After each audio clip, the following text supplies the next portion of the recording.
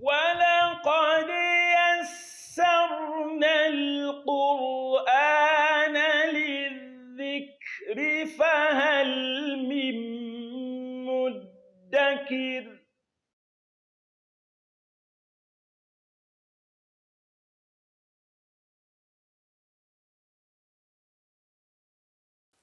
أعوذ بالله من الشيطان الرجيم بسم الله الرحمن الرحيم Assalamu alaikum wa rahmatullahi wa barakatuh. Beloved viewers, you are welcome once again to our program Quran Made Easy, reaching you from MTA Africa. Today on our program, we shall continue our discussion on the subdivisions of secondary elongation, al-maddul far'i. In our last episode, we mentioned what is meant by al-maddul arid lis-sukun. We explained and we gave some examples. Also, we started our discussion on al-maddul lazim, translated as essential elongation. We said that it can be divided into four. The first one, al-maddul lazim al-kalami al-muthaqqal. When we hear the word al-kalami, it means we are focusing on a word. This elongation will be in a word. Then muthaqqal means heavy, which means there will be a presence of shadda. Even though when we break the shadda, we have sukun and another vowel. Like for instance, when we have ba, shadda, and dhamma, that means we have two ba there. The first ba is carrying sukun, then the second ba is carrying dhamma, and so on and so forth. So we give an example of the last verse of Surah Al-Fatiha, غَيْرِ الْمَغْضُوبِ عَلَيْهِمْ وَلَا الضَّالِّينَ. And we said this is a perfect example of al-maddul lazim al-kalami al-muthaqqal. Al-kalami in the sense that it is a word. The word ad-dallin is a word. Then al-muthaqqal in the sense that it has shadda. There is sukun embedded in that shadda. And the shadda comes immediately after the letter of elongation, which is alif. Another example given is the word atuhajjuni.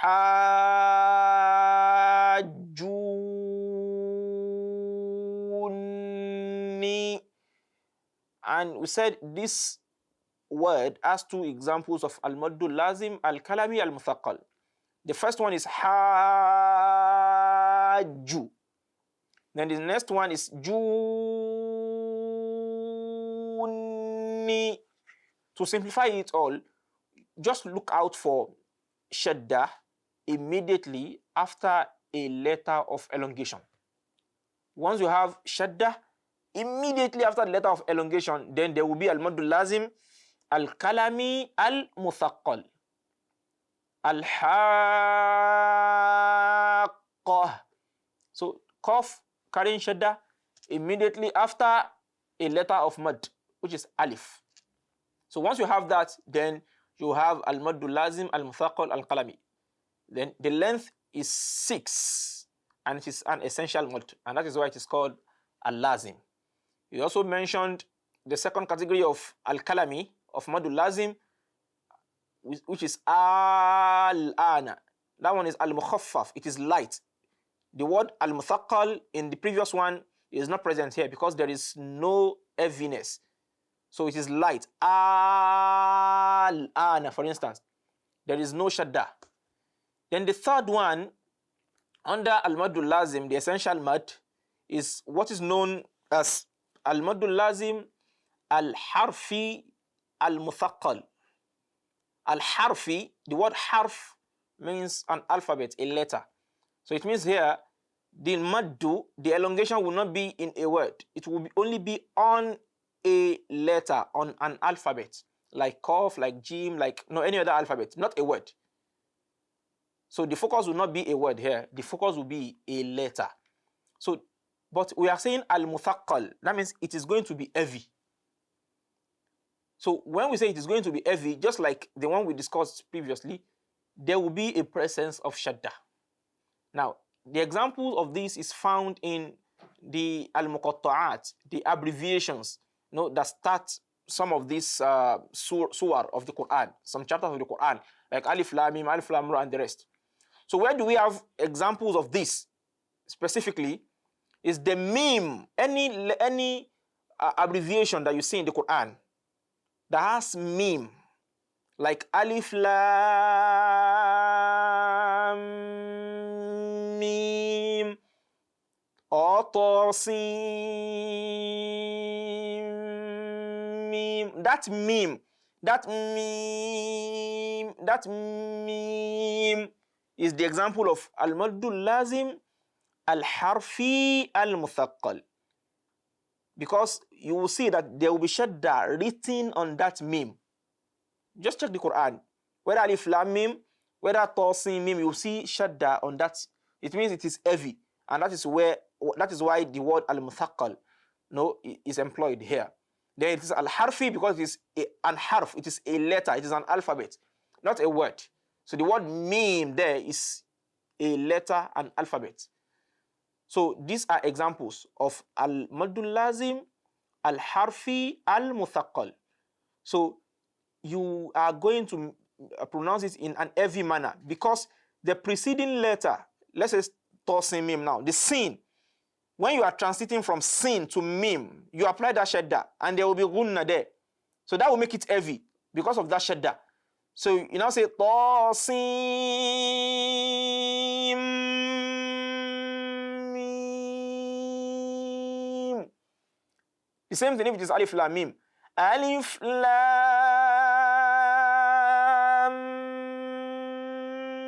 mim.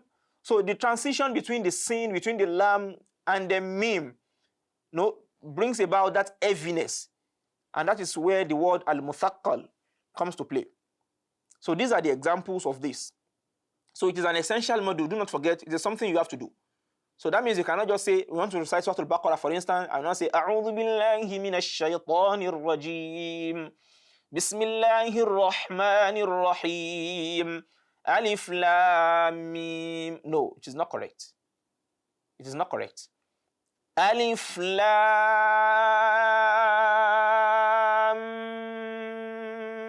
mim. So this elongation on this mim is maddul lazim al-harfi al-muthaqqal. So the next one is al-maddul lazim al-harfi al-mukhaffaf. So the focus will still be on a letter, a harf, a letter, not a word. But it will not be muthaqqal again. It will not be heavy. It will be light. And these are the muqatta'at, the other abbreviation letters we have. Qaf, Kaf. No, these are maddul lazim. So any muqatta'at, any letter of abbreviation at the beginning of the surah that has that long elongation written on it, with the exception of mim. So if you have that long sign of elongation on it, then it is maddul lazim al-harfi al-mukhaffaf, like qaf, sad, ain, sin, qaf. So the ain, the elongation there is maddul lazim al-harfi al-mukhaffaf. The sin is maddul lazim al-harfi al-mukhaffaf. Then the qaf, so that is al-maddul lazim al-harfi al-mukhaffaf. That is an essential maddu found on a letter. You can see ha, qaf is a letter, is an alphabet. Jim is an alphabet. Sin is an alphabet. Then mukhaffaf, it is light. It is not heavy because there is an absence of shadda. So it is shadda that makes it heavy to pronounce. But here it is not heavy because there is no shadda. So that is maddul lazim al-harfi al-mukhaffaf. Qaf, sad, ain, sin, qaf. So all these are examples of maddul lazim al-harfi al-mukhaffaf. So this is everything we have to know about al-maddul lazim, essential maddu. Another subdivision of maddu far'i, secondary maddu, is what is known as maddu al-iwad. The word iwad in Arabic means compensation. And what does it mean? It means when you have fathatan, and you are pausing on that fathatan, by the rule of recitation, you don't pronounce the fathatan. What you pronounce is a single fatha. You pronounce a single fatha, and the second fatha will now be turned into alif mad to elongate that single fatha that you have pronounced. So it will be as if you are compensating that letter for taking one of the two fatha on it, and you are now giving it in place of that fatha alif mad. That is the meaning, madul iwad. So you are giving a compensation. You are using the mad to compensate it for taking one of the fatha. For instance, in Surah An-Nisa, at the end of the second verse, verse 2 of Surah An-Nisa, Inna Allah kana alaykum raqiba. Ordinarily, it is raqiban.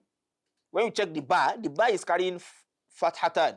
You don't say raqiban, it is wrong. So by that rule of recitation, you say raqiba, raqiba, and you don't say raqiba. That is too much.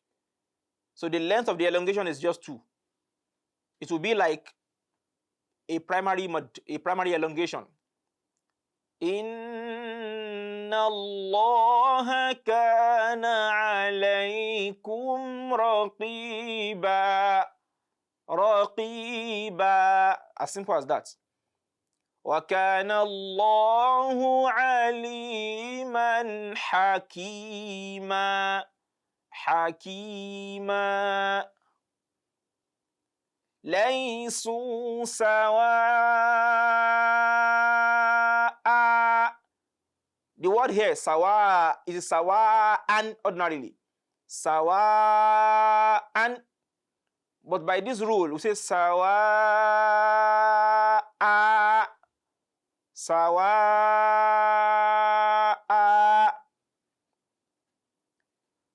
Sawa'a.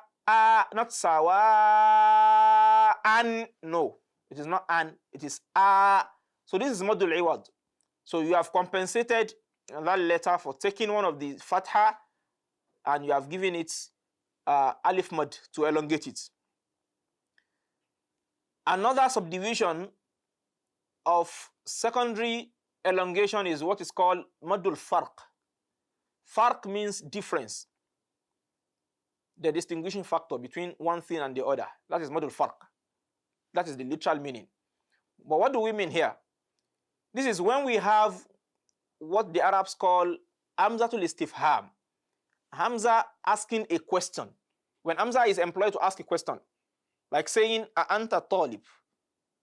If I say anta talib, it means you are a student. Anta talib, you are a student. If I now say anta, I've added an hamza. It now means anta, are you a student? So that is normally a statement. It is a question. So when we have hamzatul istifham in the Quran, and we now have hamzatul wasl immediately after it, that is when we have madul farq.